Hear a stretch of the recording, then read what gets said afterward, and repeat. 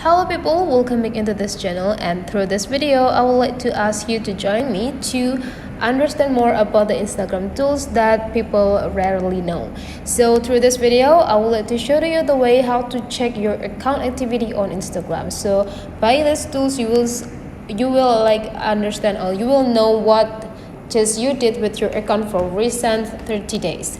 So the thing that you have to do is just go open your Instagram application, and after that you just need to take a look on this button features here and just visit your profile. And now go click this three dots on the top right corner, and you just need to slide your screen and you'll see your activity sections here, and then you just need to go click it.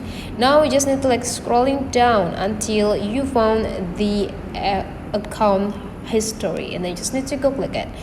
And here they will be record everything about what you did through your account, including when do you creating this account, what you just did this account from, the bio, name, profile, and everything. So that's the way guys how to check your account activity on Instagram. Hopefully this tutorial today is really useful for you. So don't forget to leave some comment, like, and subscribe into this channel, and I will see you for the next tutorial.